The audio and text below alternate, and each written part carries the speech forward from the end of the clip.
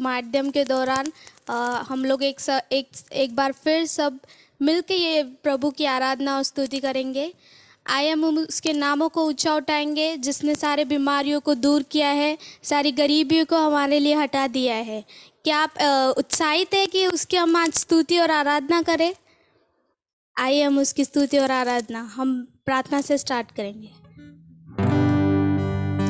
Thank you Lord, thank you Jesus. परमेश्वर पिता, हम तुझे धन्यवाद देते हैं लॉर्ड कि तूने पिता परमेश्वर ये समय हमें दिया है। पिता परमेश्वर, पिता परमेश्वर, क्या ही अद्भुत बात है पिता परमेश्वर कि हम पिता परमेश्वर तेरे चरणों के पास आए और तेरी सुंदरता को निहारे। हम तुझे कहे कि तू कितना खूबसूरत है पिता परमेश्वर लॉर्ड।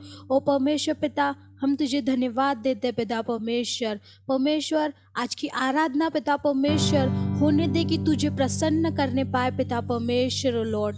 धन्यवाद करते तेरा कि तू हमारा राजा है पिता परमेश्वर। तेरा धन्यवाद करते कि तू पिता परमेश्वर सबसे महान और पिता परमेश्वर हमारा बचाने वाला है पिता परमेश्वर। ओ लॉर्ड, हम आज के पिता परमेश्वर वर्शिप और सभी पिता परमेश्वर पूरे सर्विस को तेरे हाथों में देते पिता परमेश्वर। यीशु मसीह, हम तेरी उपस्थिति को इस जगह पे और हम सबके मध्य में मांगते पिता परमेश्वर। होने दे कि आज तुझसे पिता परमेश्वर एक हमारी नई मुलाकात, एक नया पिता परमेश्वर इनकाउंटर होने पाए इस सभा के दौरान पिता परमेश्वर लॉर्ड। ऐसा मांगते हैं पिता परमेश्वर।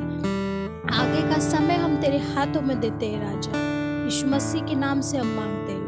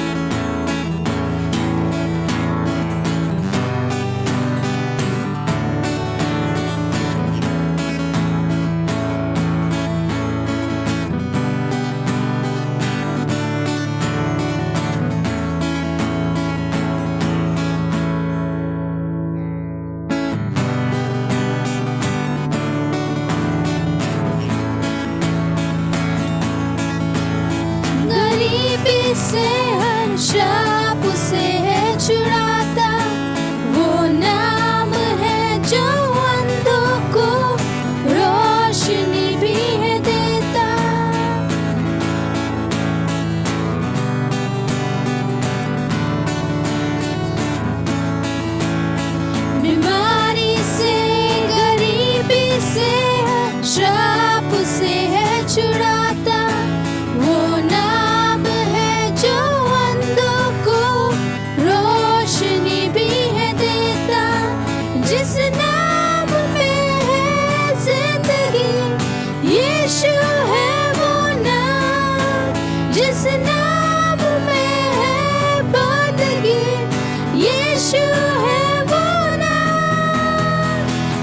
यीशु तेरा नाम सबसे ऊंचा है, यीशु तेरा नाम सबसे ऊंचा है, यीशु तेरा नाम सबसे ऊंचा है।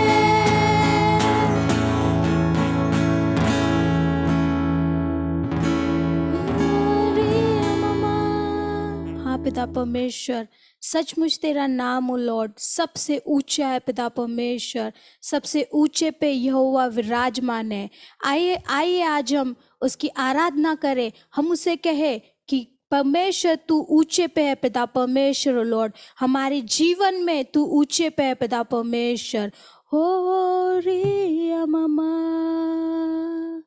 यीशु तेरा नाम सबसे ऊंचा है, यीशु तेरा नाम सबसे ऊंचा है, यीशु तेरा नाम सबसे ऊंचा है।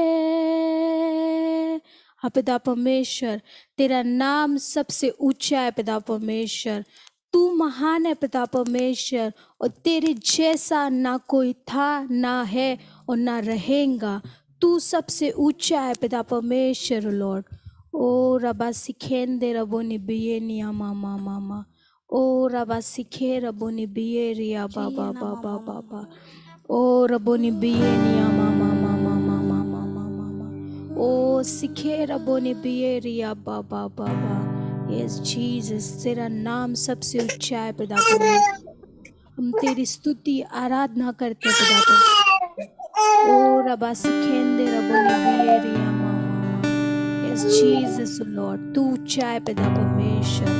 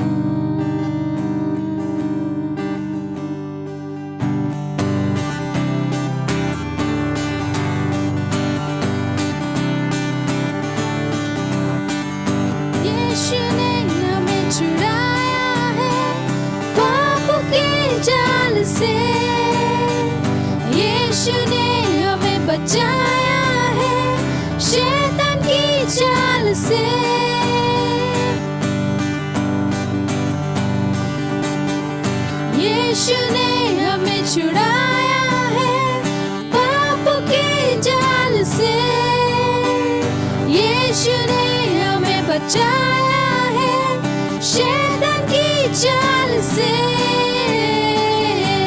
तो गाओ हालेलुया, तो गाओ हालेलुया, तो गाओ हालेलुया, तो गाओ हालेलुया,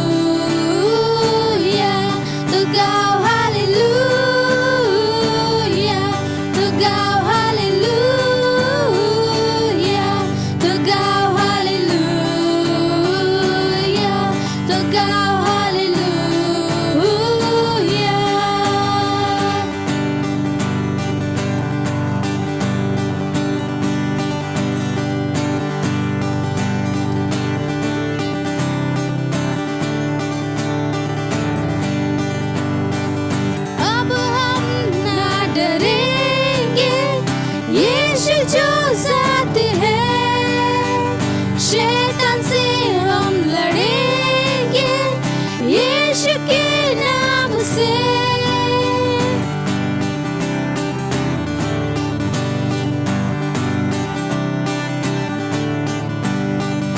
अब हम ना डरेंगे, यीशु जो साथ है। शैतान से हम लड़ेंगे यीशु के नाम से। तो गाओ हालेलुया, तो गाओ हालेलुया, तो गाओ हालेलुया, तो गाओ हालेलुया, तो गाओ हालेलुया, तो गाओ हालेलुया, तो गाओ हालेलुया,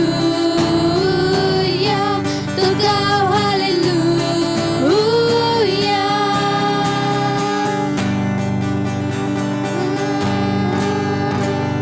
तो गाओ hallelujah.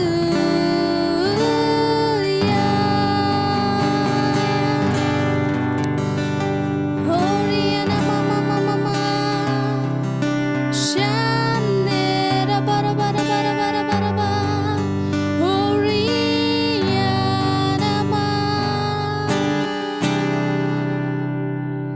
Shandera, Horiana ma,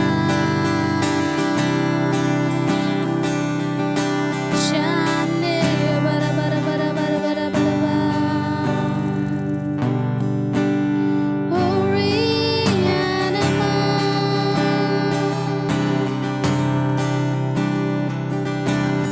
utare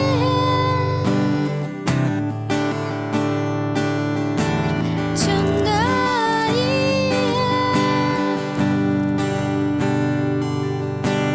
उतारे चंगाई रिहाई है यीशु नाम।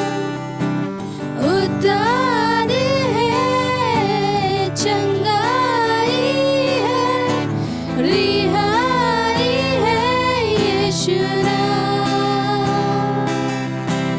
उतारे चंगाई है रिहाई है यीशु नाम। उतारे चंगाई है रिहाई है यीशु नाम। यीशु नाम,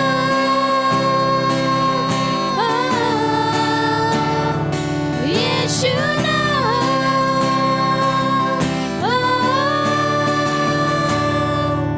यीशु नाम, यीशु नाम, यीशु नाम, यीशु नाम गौरे, यीशु नाम, यीशु नाम, यीशु नाम, यीशु नाम। मीठा वो नाम, अच्छा वो नाम, सच्चा वो नाम, यीशु नाम। मीठा वो नाम, अच्छा वो नाम, सच्चा वो नाम, यीशु नाम। यीशु नाम,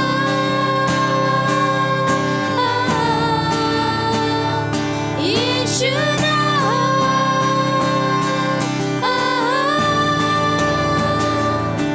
यीशु नाम, यीशु नाम, यीशु नाम, यीशु नाम गौरे, यीशु नाम, यीशु नाम, यीशु नाम, यीशु नाम।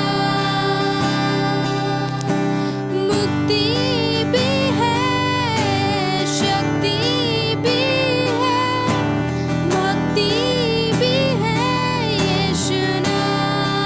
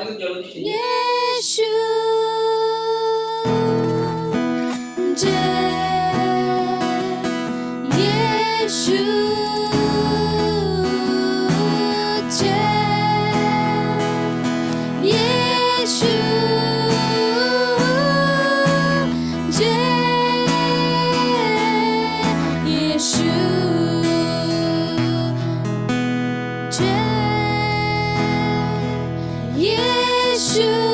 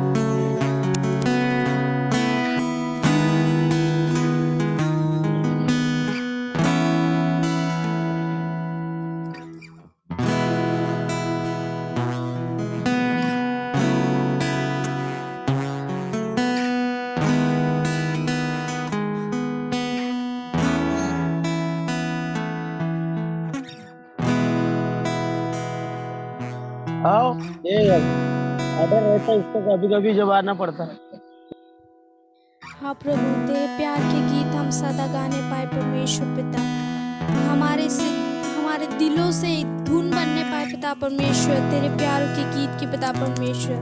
रोज सुबह और शाम हम सिर्फ तेरी स्तुति करने पाए परमेश्वर पिता, क्योंकि तू उसके योग्य है पिता परमेश्वर। सबसे महान है तू, सबसे ऊंचा है परमेश्वर पिता। धन्यवाद करते पिता परमेश्वर तेरी उपस्थिति के लिए पिता परमेश्वर। धन्यवाद करते प्रभु हर एक बातों के लिए परमेश्वर पिता। सारे बातों को सिर्फ तेरे हाथों में सौंपते पिता परमेश्वर। सारा समय सिर्फ तेरे हाथों में देते पिता परमेश्वर। यीशु मसीह के नाम से हम मांगते हैं राजा, आमीन।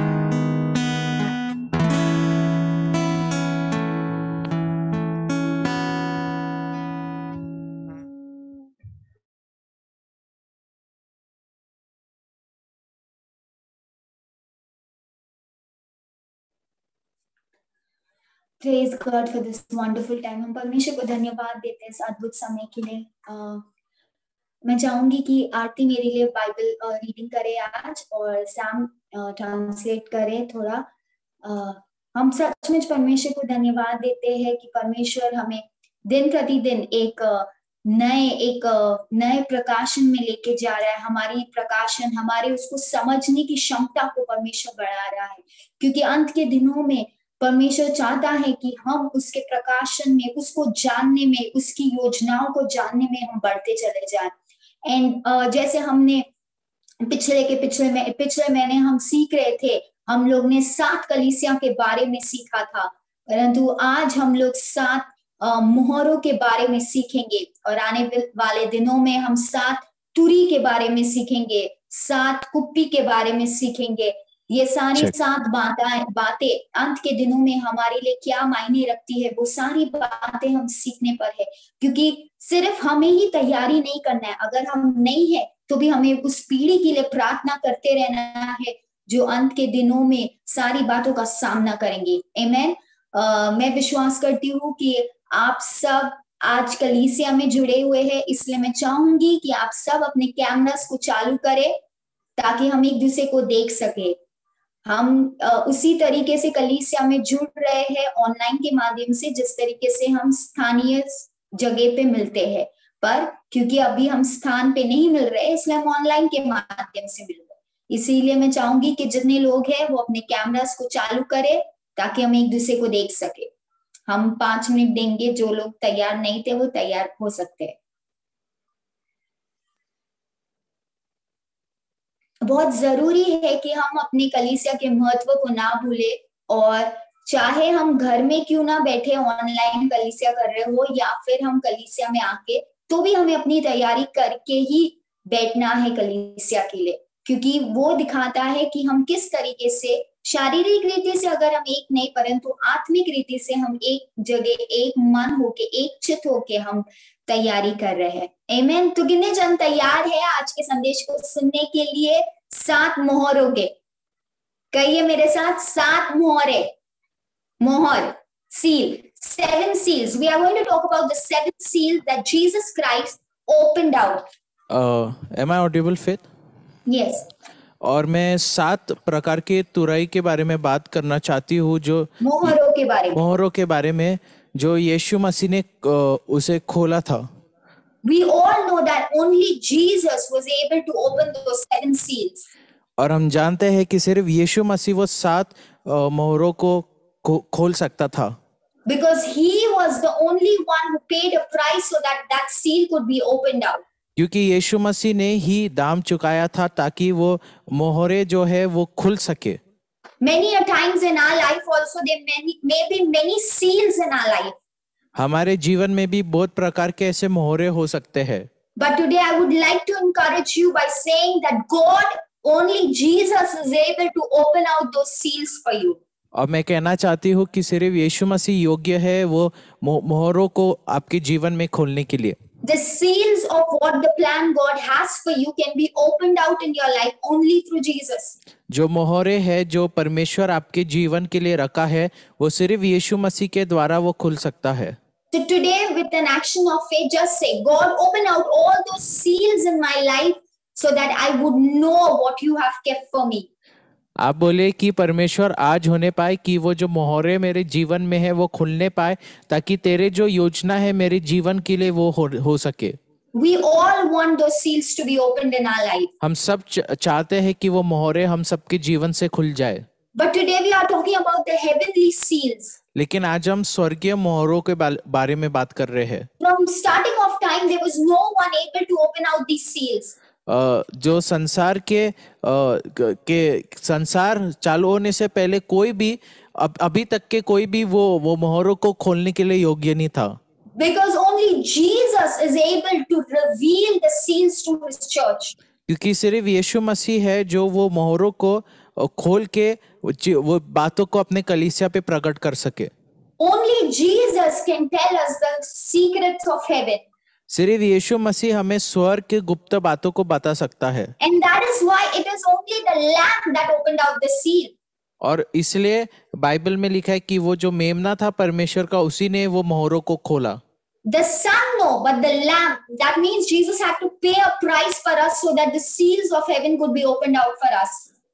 बेटे ने नहीं, लेकिन एक मेमने को, इसलिए यीशु मसीह मेमना का रूप ले लिया ताकि वो दाम को चुका सके और स्वर्ग की बातों को हम पे प्रकट कर सके। Let's read verse 5, chapter 5, Revelation chapter 5 verse 1. प्रकाशित वाक्य 5 उसका 1 हम पढ़ेंगे। Okay. Then I saw a scroll in the right hand of the one who was sitting on the throne. There was writing on the inside and the outside of the scroll, and it was sealed with 7 seals. And I saw a strong angel who shouted with a loud voice, "Who is worthy to break the seal on the scroll and open it?" But no one in heaven or on earth or under the earth was able to open the scroll and read it. जो सिंहासन पर बैठा था, मैंने उसके हाथ में एक पुस्तक देखी जो भीतर और बाहर लिखी हुई थी, और वह 7 मुहर लगाकर बंद की गई थी। फिर मैंने एक बलवंत स्वर्गदूत को देखा जो ऊंचे शब्द से यह प्रचार करता था, इस पुस्तक के खोलने और उसकी मुहर तोड़ने के योग्य कौन है? परंतु न स्वर्ग में, न पृथ्वी पर, न पृथ्वी के नीचे और कोई उस पुस्तक को खोलने या उस पर दृष्टि डालने के योग्य निकला। Then I began to weep bitterly because no one was found worthy to open the scroll and read it. But one of the 24 elders said to me, "Stop weeping. Look, the Lion of the tribe of Judah, the heir of David's throne, has won the victory. He is worthy to open the scroll and its 7 seals." तब मैं फूट फूट कर रोने लगा, क्योंकि उस पुस्तक के खोलने या उस पर दृष्टि डालने के योग्य कोई न मिला। इस पर उन प्राचीनों में से एक ने मुझसे कहा, मत रो, देख यहूदा के गोत्र का वह सिंह जो दाऊद का मूल है, उस पुस्तक को खोलने और उसकी 7 मुहरें तोड़ने के लिए जयवंत हुआ है। Only the Lamb of God, Jesus Christ, was worthy to open out the seal. और सिर्फ यीशु मसीह जो परमेश्वर का मेमना था, सिर्फ वो योग्य था वो मोहरों को खोलने के लिए। Are you understanding the importance of how important the sacrifice of Jesus was so that the seals could be opened for us? क्या आप समझ रहे हैं कि यीशु मसीह का बलिदान कितना महत्वपूर्ण था ताकि वो हमारे जीवन के जो योजना है वो खुल सके। The heaven was waiting for the seals to open. The earth was waiting. Only Jesus was able to open those seals. जो स्वर्ग है वो रुका हुआ था, जो धरती है वो रुका हुआ था, और सिर्फ यीशु मसीह ही योग्य था वो मोहरों को खोलने के लिए। Can we say thank you Jesus for that? क्या हम कह सकते हैं धन्यवाद यीशु ये बात के लिए? Thank you Lord that you opened out the seals for us. धन्यवाद यीशु, तूने वो मोहरों को हमारे लिए खोल दिया। The seals represent the future events to come. जो मोहरों है वो आने वाले बातों को दर्शाता है। The seals open out only when the bowls are full with prayer. जो मोहरे है वो तभी खुलता है जब वो जो कटोरे है वो पूरे प्रार्थनाओं के साथ भर जाता है। Today, if you want any of the seals to be opened out in your life, यदि आप आज चाहते हैं कि कोई भी जो मोहरे आपके जीवन से खुल जाए, Start filling your cup with prayer and you will see how the lamp of God will open out those seals in your life. अपने जीवन को प्रार्थनाओं के साथ आप भरे और देखेंगे कि कैसे परमेश्वर का मेमना आपके जीवन के वो मोहरों को खोल देगा. Because Jesus reveals the future of heaven, earth and our lives. क्योंकि यीशु मसीह जो है वो स्वर्ग के बातों को, धरती के बातों को और हमारे जीवन के बातों को सिर्फ वही प्रकट कर सकता है. Amen.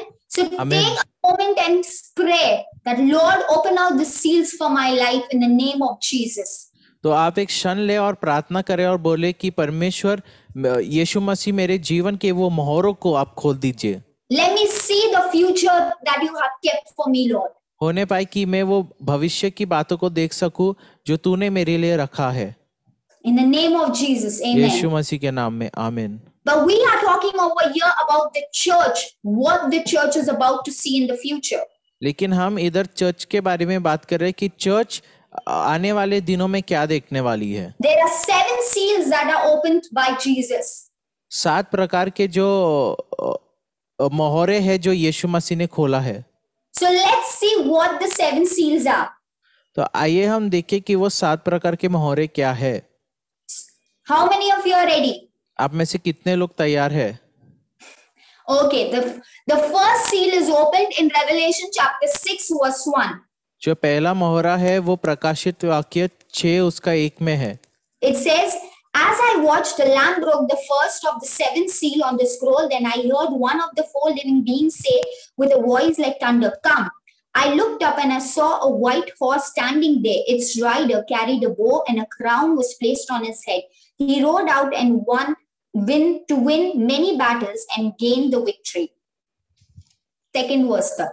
फिर मैंने देखा कि मेमने ने उस 7 मुहरों में से एक को खोला और उन चारों प्राणियों में से एक गर्जना का शब्द सुना, आ. मैंने दृष्टि की और देखा यह एक श्वेत घोड़ा है और उसका सवार धनुष्य लिए हुए है और उसे एक मुकुट दिखा और वह जय करता हुआ निकला कि और भी जय प्राप्त करे. God has opened out the seal, but today he's saying, come and watch it. परमेश्वर ने वो मोहरों को खोल दिया है लेकिन वो कह रहा है कि आ और उसे देख. The church has to come into the position of coming to see what Jesus has kept. कलीसिया को ऐसे स्थान में आना है जहाँ पे हम देख सके कि यीशु मसीह ने हमारे लिए क्या रखा है. In the end days, seeing will be a very important thing for us. अंत के दिनों में देखना हमारे लिए एक बहुत महत्वपूर्ण बात रहेगा. Because the eyes will enlighten us to what is the truth. क्योंकि जो आँख है, जो आंखें हैं वो हमको ज्योतिर्मय लाएंगी कि सच्चाई क्या है. Here we see that the first seal is open out. यहाँ पे हम देखते हैं कि पहला मोहरा खुल चुका है. And there is a person riding on a white horse. और हम देखते हैं कि एक व्यक्ति एक सफेद घोड़ा पे वो चल रहा है. He has a bow in his hand. उसके हाथ में एक धनुष है.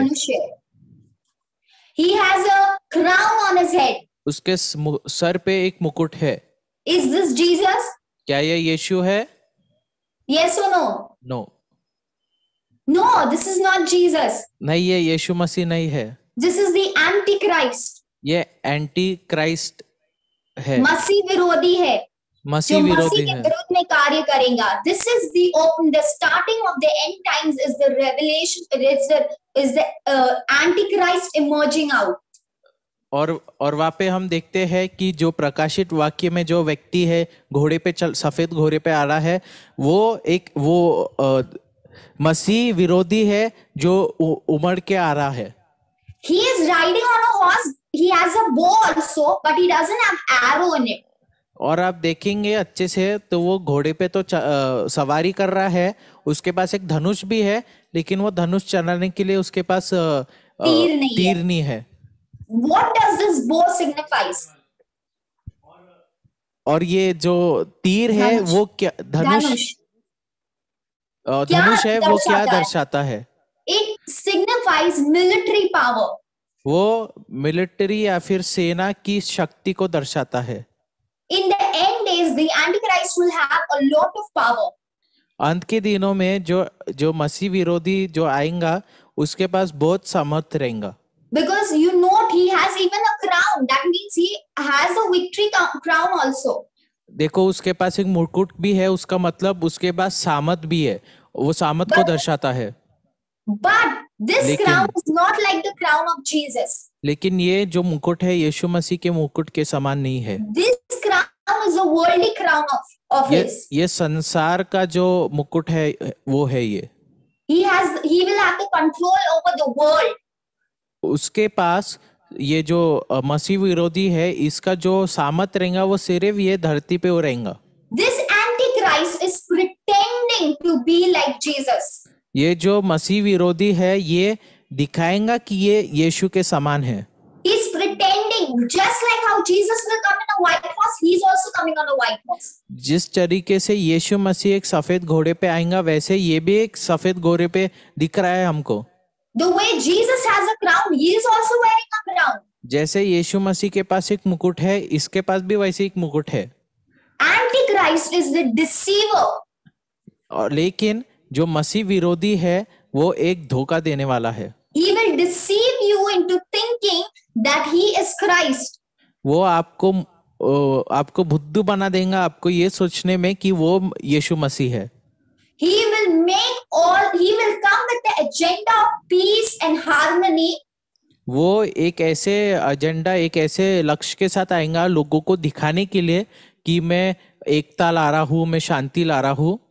But later on, he will cause war between nations. लेकिन बाद में उसका असली रंग निकलेगा और वो जो राष्ट्रों के बीच में वो बड़े बड़े वो वार करेगा।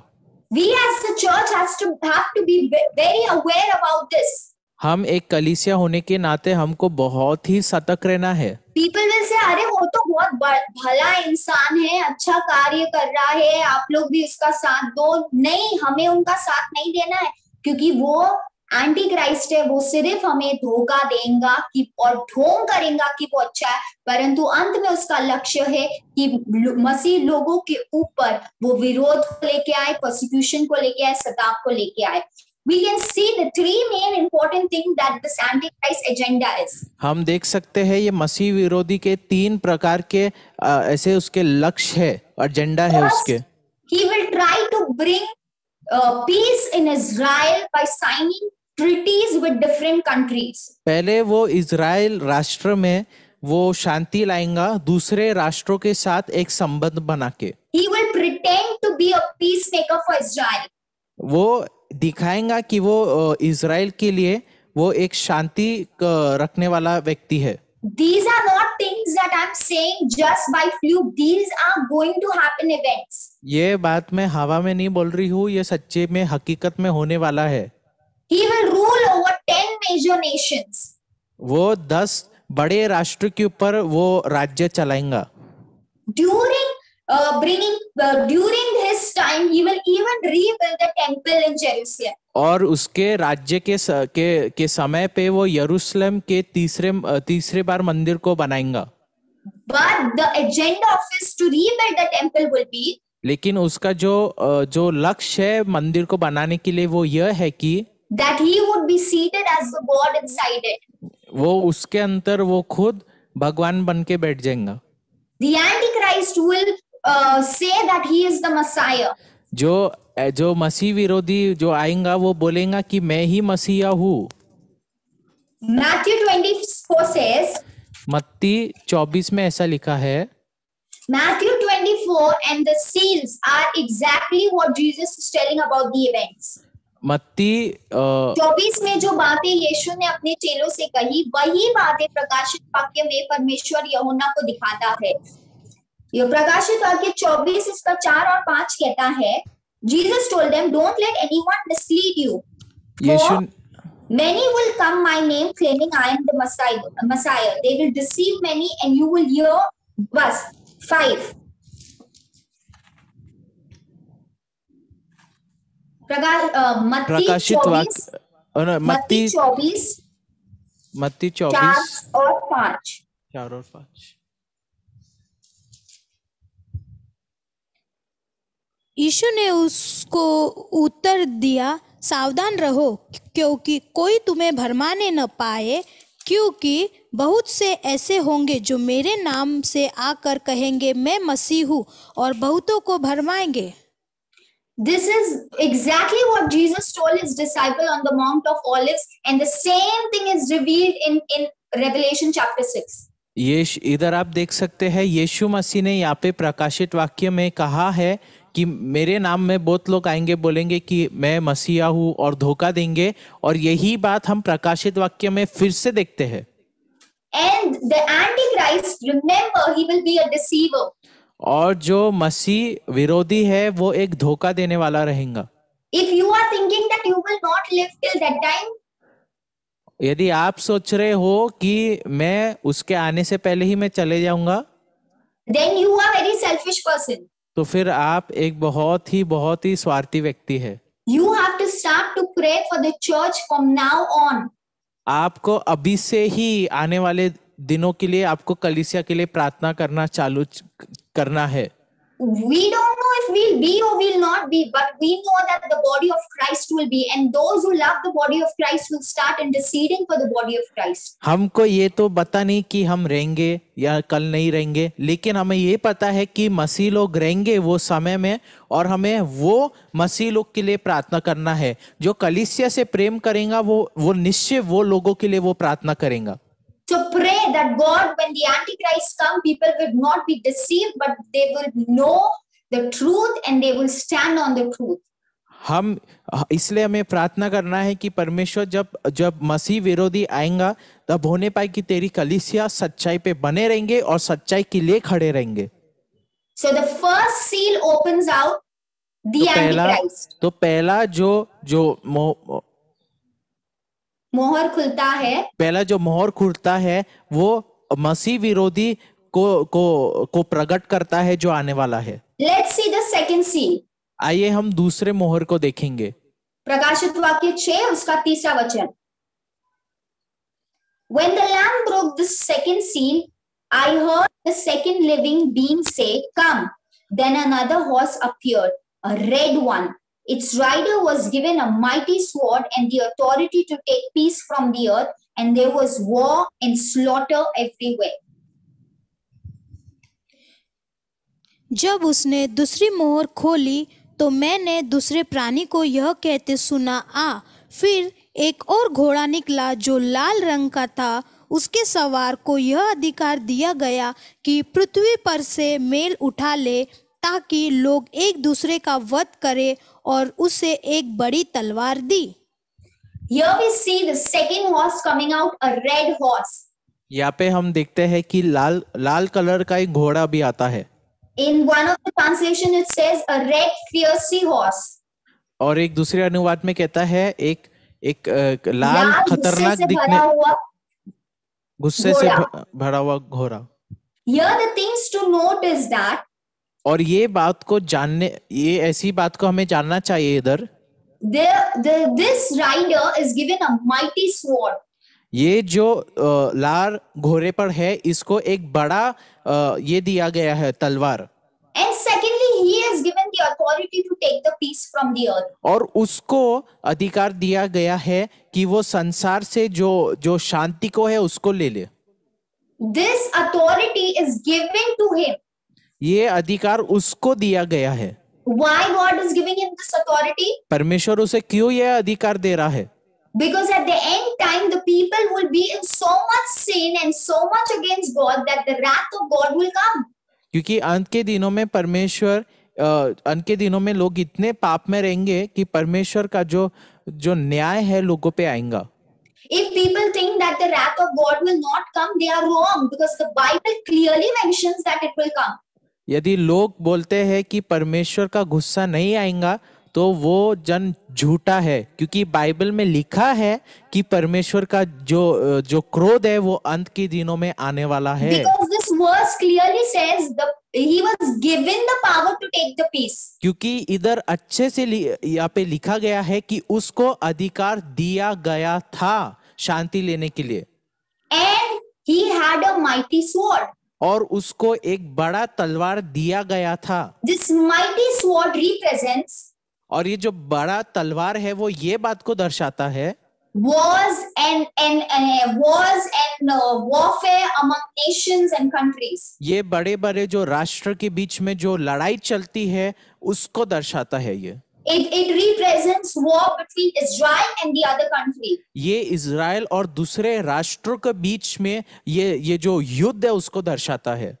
The Antichrist जो मसीह विरोधी है will start as a peacemaker. वो एक शांति के व्यक्ति के समान वो आएगा। Then I said he will get 10 nations power. फिर उसको 10 राष्ट्रों के अधिकार उसको मिलेंगे। But later लेकिन उसके बाद he will wage war between nations. उसके बाद वो युद्ध राष्ट्रों के कराएगा ऊपर युद्ध राष्ट्रों कराएगा। के बीच में। The war between Israel and other countries will occur after the Jewish people will take the treaty that the Antichrist will give them. Can you repeat in Hindi? A war between the Israel and different people will start because of the treaty that they will accept because of the Antichrist. और जो वार है वो Israel और ये दूसरे राष्ट्रों के बीच में जो वो संबंध बनाया गया था शांति का, वो इसलिए चालू होगा वो वार उनके बीच में क्योंकि जो मसीह विरोधी है उसने उसको उनके साथ बनाया था वो संबंध को। But what God is telling us? लेकिन परमेश्वर क्या कह रहा है? There will be slaughter. Here it says there will be a big sword. That means many people will die in the war. यहाँ पे बाइबल में लिखा गया है कि एक बड़ी तलवार होंगी और उस लोग मारे जाएंगे। उसका मतलब यह है कि वो जो वार है उसमें बहुत लोग मरने वाले हैं। और ये युद्ध भूमि में बहुत सारे लोग मरेंगे। वहां पे लिखा है कि ऐसे लहू के समान, ऐसे जैसे एक जानवर को मार डाला जाता है वैसे लोग मारे जाएंगे। They will be slaughtered. Bloodshed will be in massive amount. और वहां पे लिखा गया है कि ऐसे एकदम खून ऐसे बहाया जाएगा सब जगह। यानी आप सोच सकते हैं कि किस प्रकार का वो वार होने वाला है। But during that time, what Jesus is telling the church? लेकिन यीशु कलीसिया को वो समय में क्या कह रहा है? Come again back to Matthew 24. आप फिर से मत्ती 24 में आए। The verse 6 says, वहां पे 6 में लिखा हुआ है, and you will hear of wars and threats of war, but don't panic. Yet these things must take place, but the end won't follow immediately. यीशु मसीह ने वहां पे क्या लिखा है? फिर what was? 6वां वचन।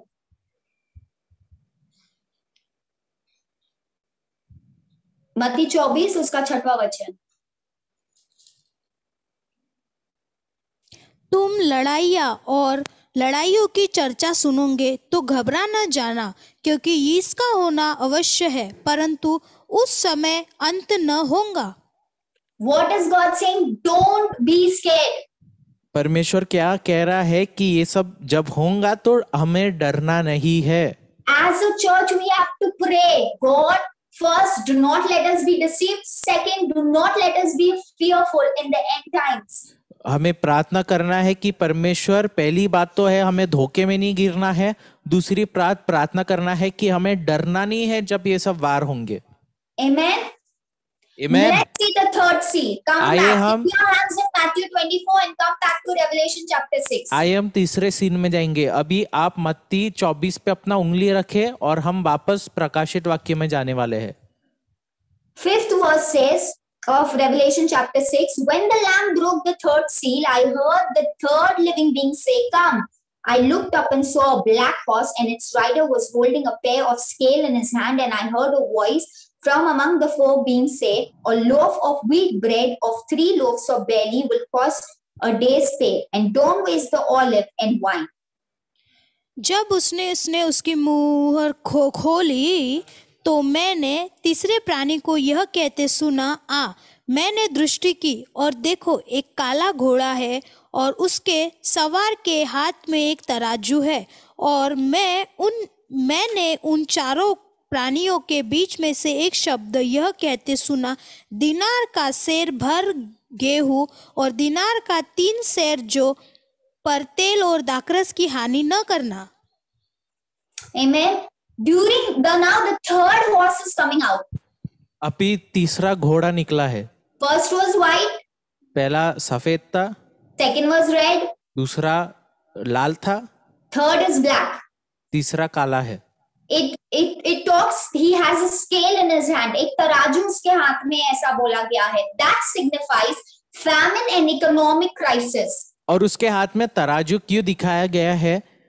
क्योंकि वो ये बात को दर्शाता है कि जो आर्थिक बातें हैं और जो दूसरी जो जो अनाज वगैरह है, वो सब बातें जो है संसार में वो ऊपर नीचे हो जाएगा। That is why 2 pounds of wheat will cost a daily wages. इसलिए वहाँ पे ऐसा लिखा है कि थोड़ा सा गेहूं के लिए पूरा दिन का जो मजदूरी। पगार है, मजदूरी है, वो लग जाएगा उसके लिए। That means there will be so much of famine. यानी इतना ज्यादा ये हो जाएगा, उधर इतना अकाल ज्यादा आ जाएगा। अकाल आ जाएगा। खाने के लिए लोगों के पास नहीं होगा। ये क्यों होगा? क्योंकि जब युद्ध होगा राष्ट्रों के बीच में, तो अपने आप ही युद्ध के समय में क्या हम खेत में जाके काम कर सकते हैं? नहीं, लोग खेत में जाके काम नहीं कर सकेंगे। बाहर से अनाज हमारे पास आएगा नहीं, सब लोग एक दूसरे के विरुद्ध में हो जाएंगे। ऐसे समय में जो है खाने की कमी होगी। This is all going to happen. ये सब बात बाइबल कहता है कि होंगी। The Antichrist is going to manipulate the food supply between nations.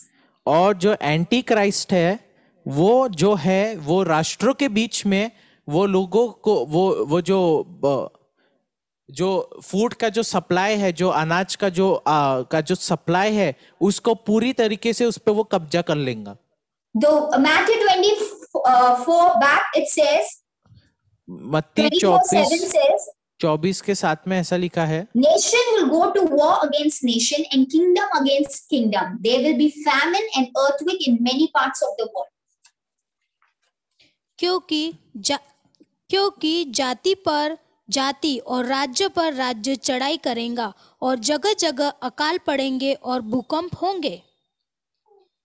I am showing you from Matthew 24 because many of us have to understand what is written in Revelation is already mentioned by Jesus in Matthew 24. मैं आपको क्यों ये मत्ती का दिखा रही हूँ? क्योंकि मैं आपको ये दिखा रही हूँ कि यीशु मसीह ने जो प्रकाशित वाक्य में लिखा गया है, वही बात यीशु ने पहले ही मत्ती में बोल चुका है। If anyone comes and tell you this is not going to happen, tell them Jesus has spoken it in 24, Matthew 24. यदि कोई आके आपको बोलता है कि ये ऐसा कुछ होने वाला नहीं है, सब बकवास है, उनको बोलना बाइबल में जाओ, मत्ती 24 पढ़ो, वहां पे यीशु ने साफ साफ तरीके से लिखा है। Okay, so there will be famine. वहां पे लिखा है कि वहां पे अकाल रहेगा। The church has to pray that we would be able to sustain in such a time of famine. हमें प्रार्थना करना है कि जो आने वाले लोग हैं, जो कलीसिया जो ये बातों का सामना करेंगे, कि परमेश्वर उन लोग को ये अकाल के समय में भी उनको बनाए रखेगा। When I was meditating on this word, जब मैं ये बात पे मैं मनन कर रही थी, God gave me a burden to pray for Christian farmers. परमेश्वर ने मुझे बोझ दिया कि मैं जो मसीह जो किसान है उनके लिए मैं प्रार्थना करूं। It is so important that we start praying that Christian farmers emerge because only they will help us with food. पर हमें इतना जरूरी है कि हम जो मसीह जो किसान है उनके लिए प्रार्थना करें, क्योंकि वो हमारी मदद करेंगे वो समय में खाने पीने के साथ। It is so important that we start looking for resources that we would be able to have our food supplies. हमें जरूरी है कि हम चीजों को इकट्ठा करें ताकि हम वो आने वाले दिनों में हमारे पास रहेगा, ताकि हम हमारा खाना पीना सब कुछ हम उसको संभाल पाए। Yes, God will supply all our needs. हाँ, परमेश्वर ही हमारे सारे बातों को वो पूरा करेगा। But if you don't prepare after His warning, He cannot help you. लेकिन उसके बोलने के बाद भी यदि आप तैयारी करना चालू नहीं करेंगे तो उसमें वो कुछ नहीं कर सकता। The church is told that famine will come, and if the church sit down, that it is not going to help. देखो, बाइबल में लिखा है कि अकाल ये अंत के दिन में आने वाला है, और यदि हम उसको लेके हम तैयारी नहीं करेंगे तो वो बहुत मुश्किल हो जाएंगे हमको। Joseph told Pharaoh that famine is going to come. So he started preparing and started collecting grain so that they could go through the 7 years of famine. आप देख सकते हैं कि जो फिरो था, जब यूसुफ ने उसको बोला कि 7 साल का बहुत खतरनाक अकाल आने वाला है, तो उनने वो पहले ही उनने सब तैयारी करके रख दिए थे, ताकि जब ये 7 साल का अकाल आया तब उनको कोई दिक्कत नहीं हुई खाने पीने के साथ. So pray that God will have Christian food suppliers in the end times. तो हमें प्रार्थना करना है कि अंत के दिनों में क्रिश्चियन फूड सप्लायर्स, जो मसीह जो खाने पीने उनका बिजनेस है, परमेश्वर ऐसे लोगों को खड़ा करे वो बिजनेस के फील्ड में. Because there is going to be famine. क्योंकि अकाल आने वाला है. Let's see the fourth seal. आइए हम चौथा सीन देखें. Verse 7 of Revelation chapter 6. When the Lamb broke the fourth seal, I heard the fourth living being say, "Come." I looked up and saw a horse whose color was pale green. Its rider was named Death, and his companion was the Grave. These two were given authority over 1/4 of the earth to kill with the sword and famine and disease and the wild animals. जब उसने चौथी मुहर खोली तो मैंने चौथे प्राणी का शब्द यह कहते सुना, मैंने दृष्टि की और देखो एक पीला सा घोड़ा है और उसके सवार का नाम मृत्यु है और अधोलोक उसके पीछे पीछे है, और उन्हें पृथ्वी की 1/4 पर यह अधिकार दिया गया कि तलवार और अकाल और मरी और पृथ्वी के वन पशुओं के द्वारा लोगों को मार डाले. So now we see the fourth horse coming out. अभी हम चौथे घोड़े को देखते हैं जो आ रहा है. What color it is? It is pale green horse. वहाँ पे लिखा है कौन से रंग का है ये एकदम फीका हरा कलर का है. फीका कौन सा कलर है? आरती? पीला सा हरा कलर का ये है. So why is this horse pale and greenish color? तो ये जो घोड़ा है वो ऐसा हरा पीला कलर क्यों है उसका ऐसा? But did you see one thing?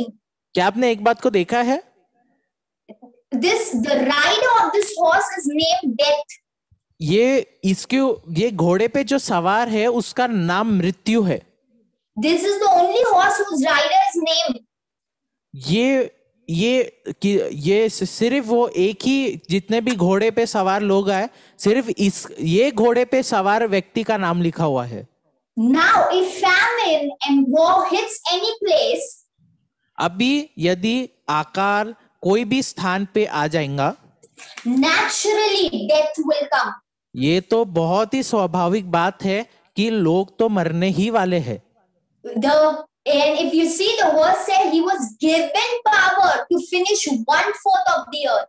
वहाँ पे लिखा है कि उसे सामर्थ दिया गया था 1/4 जो संसार है उसको मिटाने के लिए.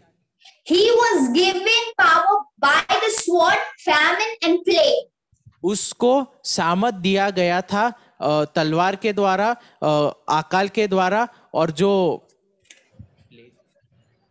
महामारी के द्वारा. Over here the sword is, यहाँ पे जो तलवार वो ये है, it is the sword of the people evil. वो जो तलवार है वो दुष्ट लोग को दर्शाता है. When there will be no food, जब कोई खाना नहीं रहेगा, people will start killing one another to get food from them. जो लोग हैं वो एक दूसरे को मारना चालू करेंगे खाना निकालने के लिए. So this will be the sword where humans will use against one another. और ये वो तलवार रहेगा जो लोग एक दूसरे के प्रति वो इस्तेमाल करेंगे. Second it says plague. दूसरा वो कहता है महामारी. Famine and plague. जो अकाल और महामारी. When there will be no food, naturally people will become diseased. They will encounter many plagues. जब लोग, आप जानते हैं जब वो महामारी आएगा, जब लोग अकाल में रहेंगे तब महामारी आएंगे और बहुत प्रकार के ऐसे बीमारियां आएंगी। But there is one more thing mentioned over there, that they will be eaten by wild animals. और एक और बात वहां पे लिखा गया है कि लोग जो जंगली जानवर के द्वारा खाए गए रहेंगे। This wild animals can be people wandering in the forest looking for food and the animals eating. ये ऐसा भी हो सकता है कि अकाल के वजह से लोग जंगल में घूम रहे हैं और उसको एक शेर ने खा लिया। But this can also be that the man is so hungry that he starts eating the other person's flesh to feed himself, like how we see in the Old Testament. और ये भी हो सकता है कि जैसे हम पुराने नियम में कुछ उदाहरण है कि मनुष्य इतना भूखा हो गया कि वो एक दूसरे मनुष्य का भोजन दूसरे मनुष्य को खाने लग गया, दूसरे मनुष्य का मांस को खाने लग गया. So the man becomes a wild person. तो जो मनुष्य है वो एक जंगली आदमी बन जाता है, जंगली जानवर के समान। This is going to happen events. ये बात होने वाली है। How much more do we have to pray? हमें और कितना प्रार्थना करना है Lord, that by plague and famine people should not die. कि परमेश्वर लोग महामारी और बीमारी के द्वारा मारे ना जाए। What does the Bible says in Matthew 24 about it? मत्ती 24 में इसके बारे में यीशु ने क्या कहा है? Verse 8 says, उसके 8वें वचन में हम देखते हैं but 24 का all 8। this is only the first of the birth pain with more to come. हम देख ये सब बातें पीड़ाओं का आरंभ होंगी। बर्थ पेन वो बोलता है जन्म के दर्द के पहले का ये दर्द है जो होने वाली है. This people eating up all this, it will be so much. But God is saying this is just the starting of pain for you.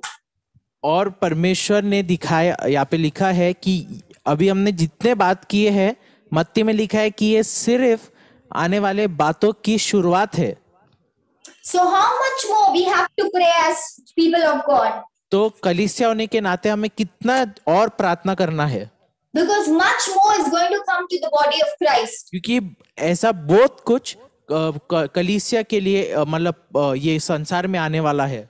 If we will stand against the Antichrist, यदि हम मसीह विरोधी के विरुद्ध खड़े रहेंगे and if we will not worship him, और यदि हम उसकी सेवा नहीं करेंगे, he will cut our food supply, वो हमारे खाने पीने का सप्लाई कट कर देगा, he will cut our money, वो हमारे पैसों को का सप्लाई कट कर देगा, we will be people without anything. तो हमारे पास कुछ रहेगा ही नहीं। That is why we have to pray that the church becomes sufficient enough so that they can provide for their needs. इसलिए हमें प्रार्थना करना है कि कलीसिया में ऐसे लोग आ जाए और हम ऐसे हम इफिशिएंट हो जाए कि हम खुद के जो जरूरत है उसको संभालने के लिए हम योग्य हो जाए वो समय That तक God के, would give us the strength to birth out what God wants us to birth out. ताकि परमेश्वर हमको वो सामर्थ दे सके कि जो चीज वो चाहता है कि वो कलीसिया के द्वारा उसका जन्म हो, वो चीज हो जाए। What does God wants us to birth out in like that times? परमेश्वर ऐसे समय में वो क्या चीजों को जन्म देने के लिए बोल रहा है? Is faith. वो विश्वास है। Faith in yourself. फेथ विश्वास खुद में, Giving birth to faith in yourself for the Lord. वो आपके जीवन में विश्वास की पैदाइश होना परमेश्वर के लिए, And giving birth in other people's life faith. और दूसरों के जीवन में विश्वास को लाना, That is evangelism. और उसी को हम इवेंजलिज्म कहता है या फिर सुसमाचार को बांटना कहते हैं। In the end days, even though you will be in persecution, you will be in so much problems, still you will have the joy of evangelizing. अंत के दिन में हाँ बहुत सारी चीजें होंगी, कलीसिया पे आएंगी, लेकिन जो बात मायने रखती है, परमेश्वर हमें वो आनंद देगा ताकि हम वो दिनों में भी सुसमाचार का प्रचार कर पाएंगे। Let's see the fifth seal. आइए हम 5वें जो महर को देखें। The first seal, can anyone tell me what is it? पहला जो मोहर है क्या है, वो आप बता सकते हैं? What color horse and who does it represent? वो कौन से कलर का घोड़ा है और वो किसको दर्शाता है? Someone unmute and say. कोई अपने माइक को अनम्यूट करके बोले। White horse anti Christ. Okay. Second horse is what? Color. And what does it दूसरे represent? घोड़े का कलर क्या है और वो किसको दर्शाता है?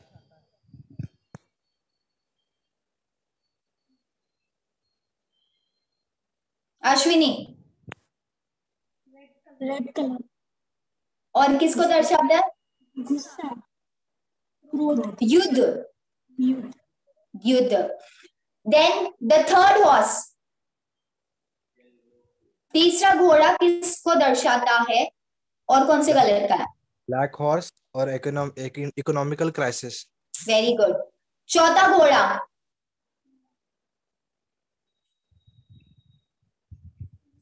चौथा घोड़ा का कलर फीका हरा रंग का, और वो भी किस बात को दर्शाता है? वो महामारी को दर्शाता है कि ऐसी महामारी पड़ेगी. उसके बाद अब हम पांचवें मोहर को देखेंगे. ठीक है, तो पांचवा मोहर लिखा गया है प्रकाशित वाक्य 6 उसके 9वें वचन में. वचन कहता है, when the lamb broke the fifth seal, I saw under the altar the souls of all who had been martyred for the word of God and for being faithful in their testimony. They shouted to the Lord and said, O sovereign Lord, holy and true, how long before you judge the people who belong to this world and avenge your blood for what they have done to us? Then a white robe was given to each of them, and they were told to rest a little longer until the full number of their brothers and sisters, their fellow servants of Jesus, who were to be martyred, had joined them. जब उसने पांचवी मुहर खोली तो मैंने वेदी के नीचे उनके प्राणों को देखा जो परमेश्वर के वचन के कारण और उस गवाही के कारण जो उन्होंने दी थी वध किए गए थे. उन्होंने बड़े शब्द से पुकार कर कहा, हे स्वामी, हे पवित्र और सत्य, तू कब तक न्याय न करेगा और पृथ्वी के रहने वालों से हमारे लहू का बदला कब तक न लेगा. उसने हर एक को श्वेत वस्त्र दिया गया और उसने कहा कि और थोड़ी देर तक विश्राम करो, जब तक कि तुम्हारे संगी दास और उसके भाई जो तुम्हारे समान वध होने वाले हैं उनकी भी गिनती पूरी न हो ले. These four horses and the four seals, till that time, this all things were happening on the full world. और जो चौथे घोड़े तक हम देखते हैं जो भी हो रहा था वो धरती के ऊपर हो रहा था. जो भी हो रहा था उनके द्वारा वो धरती पे हो रहा था. But now from the fifth seal, everything is happening to God's chosen people. लेकिन पांचवे जो मोहर है उससे हम देखते हैं कि हर एक बात परमेश्वर के चुने हुए लोग के लिए हो रहा है. Is God allowing this to happen? क्या परमेश्वर अनुमति दे रहा है ये होने के लिए? Is this God's wrath on his people? क्या ये परमेश्वर का गुस्सा है उसके लोगों पे? No. नहीं. This is not God's plan for us. ये परमेश्वर का प्लान हमारे लिए नहीं है. But because the devil, the Antichrist, will take over the world in such a way. लेकिन क्योंकि जो एंटी क्राइस्ट है, जो शैतान है, जो मसीह विरोधी है, वो इस प्रकार से वो संसार के ऊपर वो हावी हो जाएगा. So much he would want his lordship on the world. वो इतना चाहेगा कि उसका जो प्रभुता संसार के ऊपर हो जाए. That we believers, when we'll stand for testimony, when we'll stand for the word, he will start persecuting us. और तो वो इतना अधिकार ले लेगा संसार पे कि जब हम हमारे गवाही यीशु मसीह का हम देंगे, जब हम परमेश्वर के लिए खड़े होंगे तो वो हमारे विरोध भी आ जाएगा. There will be many martyrs and persecution happening to the children who will stand for their testimony and for the word. बहुत सारे जो परमेश्वर के लोग हैं जो उसके लिए खड़े होंगे उनको मारा जाएगा. Why is the enemy doing this? शैतान ये शत्रु ये क्यों कर रहा है? Because Revelation 12:12-17 says, क्योंकि प्रकाशित वाक्य 12 से 17 कहता है, therefore rejoice, O heaven, and you will live in heaven, rejoice. But terror will come on the earth and the sea, for the devil has come on you in great anger, knowing that he has little time. जब अजगर स्त्री पर क्रोधित हुआ और उसकी शेष संतान से जो परमेश्वर की आज्ञाओं को मानते और यीशु की गवाही देने पर स्थिर है लड़ने को गया। ओके। इस कारण हे स्वर्गों और उनमें रहने वालों मगन हो, हे पृथ्वी और समुद्र तुम पर हाय, क्योंकि शैतान बड़े क्रोध के साथ तुम्हारे पास उतर आया, क्योंकि जितना है कि उसका थोड़ा ही समय बाकी है। Why the enemy will start persecuting? शैतान क्यों लोगों पे अत्याचार करना चालू करेगा? Because he knows that his time is short. क्योंकि शैतान जानता है कि उसका समय कम है। People, tribulations mean what? क्लेश का अर्थ क्या है? महान क्लेश का अर्थ क्या है? महान क्लेश का अर्थ क्या है? Tribulation means to crush, press and squeeze. जो क्लेश का अर्थ है कि उसको निचोड़ना और उसको पूरी तरीके से उसको कुचल देना। In this time, what the church has to do? ये समय में कलीसिया को करना क्या है? When there will be great tribulation, जब बड़ा क्लेश आएगा कलीसियाओं पे, we have to stand against the Antichrist. हमें एंटी क्राइस्ट के विरुद्ध, मसीह विरोधी के विरुद्ध में खड़े होना है And wait upon the Lord in prayer. और परमेश्वर के ऊपर ठहरना है अपने घुटनों पे प्रार्थना करके। Because those who will be martyred in this during this time, क्योंकि जो लोग ये समय में प्रभु के लिए वो मारे जाएंगे, they have a great reward in heaven. Bible में लिखा है कि उनके लिए परमेश्वर ने एक महान एक रिवॉर्ड रखा है, एक पुरस्कार रखा है। पुरस्कार So रखा start है। praying that God, when the great tribulation comes on your church, let each one of them stand against the Antichrist and stand in prayer. और हमें प्रार्थना करना है कि परमेश्वर कि जब ये महान जो क्लेश है कलीसिया पे होने पाए कि हम प्रार्थना करें और प्रार्थना में हम बने रहे, ताकि ये लोग वो मसीह विरोधी का विरोधी करे और परमेश्वर के लिए वो सदा खड़े होने पाए। Because Revelation 12:11 says क्योंकि प्रकाशित वाक्य उसका 12:11 में ऐसा लिखा हुआ है that we can defeat him only through the blood and the testimony. वहां पे लिखा है कि शैतान का विरोध हम सिर्फ लहू से और अपनी गवाही से कर सकते हैं।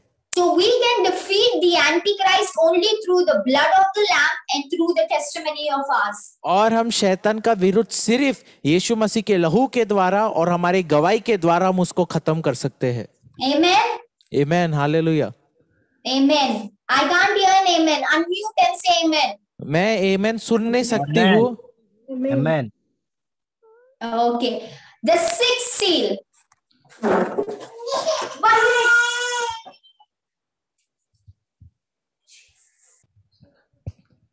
तो जो छठवा जो मोहर है, Let's read it आइए हम उसको पढ़े।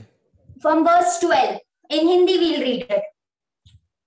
जब उसने छठवीं मुहर खोली तो मैंने देखा कि एक बड़ा भूकंप हुआ और सूर्य कंबल के समान काला और पूरा चंद्रमा लहू के समान हो गया। आकाश के तारे पृथ्वी पर ऐसे गिरे पड़े जैसे बड़ी आंधी से हिलकर अंजीर के पेड़ में से कच्चे फल झड़ते हैं। आकाश ऐसा सरक गया जैसे पत्र लपेटने से सरक जाता है और हर एक पहाड़ और टापू अपने अपने स्थान से टल गया। जब पृथ्वी के राजा और प्रधान और सरदार और धनवान और सामर्थी लोग हर एक दास और हर एक स्वतंत्र पहाड़ों की खोयों में और चट्टानों में जा छिपे और पहाड़ों और चट्टानों से कहने लगे, हम पर गिर पड़ो और हम उसके मुंह से जो सिंहासन पर बैठा है और मेमने के प्रकोप से छिपा लो, क्योंकि उन पर प्रकोप का भयानक दिन आ पहुंचा है। अब कौन ठहर सकता है? Amen. तो यहाँ पे हम we see that the cosmic disturbance will happen. हम यहाँ पे देखते हैं कि जो स्वर्गीय स्थान है, जो चांद तारे हैं, उधर पे बहुत सारे ऊपर नीचे चीजें हो जाएंगी। This cosmic disturbance is because in the end times, the leaders of the world will start interfering with the cosmic realm, O Lord. ये क्यों होगा कि जो चांद सितारे स्वर्ग ऊपर से गिर के इधर आएंगे? क्योंकि जो अंत के दिन है, जो लोग हैं वो बहुत छेड़खानी करेंगे वो स्वर्ग के स्थानों के चीजों से। The internet will be so much more activated. जो इंटरनेट वो इतना ज्यादा एक्टिव होगा अंत के दिनों में। To have so much internet, you have to put out there so many satellites. और आप यदि जानते हैं इतना इंटरनेट के लिए हमें जो रॉकेट करके हमें ऊपर सैटेलाइट भेजना पड़ता है चांद तारों के पास। So the man will try to take over the space realm.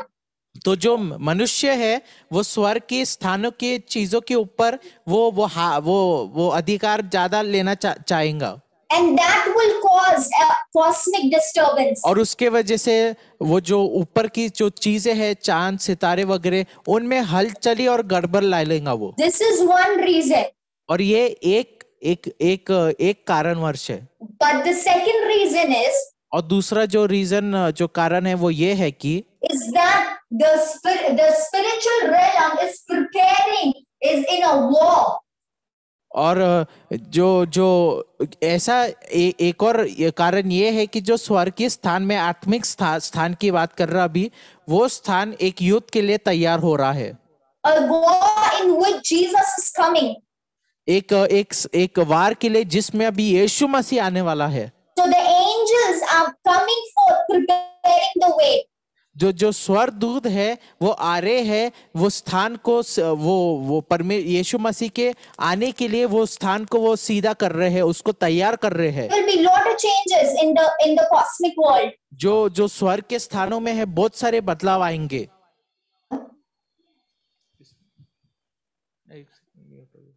Please repeat. So there will be lot of changes happening in the cosmic world. जो कॉस्मिक जो स्थान है उसमें बहुत सारे हलचल होंगे। अंतरिक्ष में बहुत सारे हलचल होंगे। Amen. So we have to pray that God, during all these time, let us, Lord, be able to stand, Lord, and preach the gospel and stand for our faith. तो हमें प्रार्थना करना है कि परमेश्वर होने पाए कि ये अंत के ऐसे दिनों से हम होके गुजरेंगे, होने पाए कि हम और कलीसिया में जो भी है वो परमेश्वर के लिए खड़ा रहेगा। हम प्रार्थना में लगे रहेंगे ताकि हम ऐसे दिनों का सामना कर सकते हैं परमेश्वर के द्वारा। The seventh seal, जो सातवां जो है मोहर, that we will read because it is accompanied with 7 trumpets. हम उसके बारे में पढ़ेंगे क्योंकि उसके साथ 7 तुरही है। So in the coming days we will learn about that. तो उसके बारे में हम आने वाले दिनों में पढ़ेंगे। But I hope today the 6 seals you got a revelation about it. तो मैं विश्वास करती हूँ कि ये जो 6 जो मोहर है उसके बारे में आपको आज प्रकाशन मिल चुका है। And because God has revealed this unto you, you ought to start praying. और क्योंकि परमेश्वर ने बातों को आपके ऊपर प्रकट किया है तो हमें जरूरी है कि हम अभी से ही हम प्रार्थना करना चालू करें। Start praying for the end times. हम अंत के दिनों के लिए प्रार्थना करना चालू करें। Amen. Amen. Let's do a small prayer. आइए हम एक छोटी प्रार्थना में हम जाएंगे। Ora ba shakariya mama sekeriya mama. Lord, we say thank you, Lord, for revealing the word of yours to us, Lord. परमेश्वर हम धन्यवाद करते हैं कि तूने तेरे वचन को हम पे प्रकट किया। Lord, in the end times, Lord, Antichrist will rise, Lord. परमेश्वर अंत के दिन में जो मसीह विरोधी वो उठ के खड़ा होगा। Wars will happen, Lord. परमेश्वर वो जो युद्ध है वो आने वाले हैं। Famine and earthquake will happen. परमेश्वर भूकंप और सारी प्रकार की चीजें होंगे। Plagues will come. जो महामारी है वो आएंगे। Cosmic disturbance will happen. स्वर्गीय अंतरिक्ष स्थानों में चीजें होना चालू The होंगी। great tribulation will come. परमेश्वर तेरे लोग महान क्लेश आने वाला है। But Lord, in all of that, Lord, लेकिन ये सारे बातों के बीच में your grace will be sufficient for us. तेरा अनुग्रह हमारे लिए काफी है। Your grace will be sufficient for the church, Lord. तेरा अनुग्रह कलीसिया के लिए वो महत्व वो काफी है। The blood of yours will protect the people of yours, Yeshu Lord. मसीह तेरा लहू हमें ढाप के सुरक्षित रखेगा। The blood of yours, Lord, will give the people the strength needed, Lord, even in famine, Lord. तेरा जो लहू है वो लोगों को सामत देगा कि वो अकाल में भी वो बने रहे। Lord, it is the testimony of theirs that will help them to stand in times, Lord. परमेश्वर वो उनकी गवाही है जो उन्हें वो मदद करेंगी कि कठिन समय में वो खड़े हो सकेंगे। Lord, we do not know if we are going to be there or no. परमेश्वर हम ये नहीं जानते हैं कि हम रहेंगे कि नहीं रहेंगे, But Lord, we know, Lord, that the body of yours will be here. लेकिन हम जानते हैं कि तेरी देह ये संसार पे रहेंगी। Our other brothers and sisters will be with us. परमेश्वर हमारे दूसरे भाई बहन रहेंगे। We are praying for each one of us, Lord. परमेश्वर हम सब के लिए प्रार्थना कर रहे हैं। Oh God, release your supernatural grace, Lord. परमेश्वर तेरे अलौकिक अनुग्रह को हमारे ऊपर रिलीज कर तू। Lord, the strength to bear through all of this, Lord. तेरा सामत दे कि हम ये सारे बातों से होके गुजरेंगे, Because the joy is, Lord, to receive you as the bridegroom, Lord. क्योंकि परमेश्वर वो आनंद है कि हम तेरे को हमारे दूल्हे के समान हम तेरे को स्वीकार करेंगे। Lord, we pray, Lord, let the church, Lord, be in oneness during this time, Lord. परमेश्वर मैं प्रार्थना करती हूँ कि जो कलीसिया वो एकता में बने रहे, Because only the oneness, Lord, would help them to go through all season, Lord. क्योंकि परमेश्वर सिर्फ वो एकता है जो उन्हें मदद करेंगी ये बातों से होके गुजरने के लिए। We say thank you, Lord, for this time that you have given us. परमेश्वर हम धन्यवाद करते हैं समय के लिए जो तूने हमें दिया है। In the name of Jesus we pray. यीशु के नाम में हम प्रार्थना करते हैं। Amen, amen. आमीन। Thank you so much for giving me the opportunity to share this with you. And if you all are not bored, in the coming days we will learn about the 7 trumpets. और मैं धन्यवाद करती हूँ कि मेरे को ये अवसर मिला कि मैं बातों को मैं प्रकट कर सकूं, और यदि आप बोर नहीं हुए होते हैं तो मैं अगली बार हम वो 7वें मोहर और उसके साथ जो 7 तुराई है उसके बारे में हम बात करेंगे। Okay, thank you so much. धन्यवाद।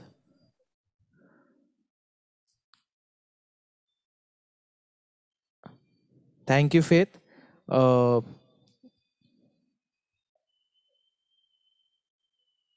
We will thanks for sharing the word. और ये बहुत ज़रूरी बात है कि हम ये अंत के दिनों में हमें ये सब बातें जो है वो हमें डराने के लिए नहीं है। ये सब बातें हैं कि हम प्रार्थना में लगे रहे, क्योंकि जो चीज़ें होने वाली है वो कलीसिया को कम और अविश्वासियों के लिए वो बहुत कठिन होने वाली है।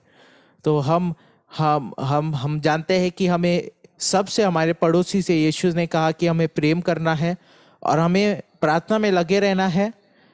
पूरे दुनिया के लिए, सिर्फ मसीहों के लिए नहीं, पूरे दुनिया के लिए हमें प्रार्थना करना है कि परमेश्वर उसका अनुग्रह लोगों को दे ये कठिन परिस्थिति में।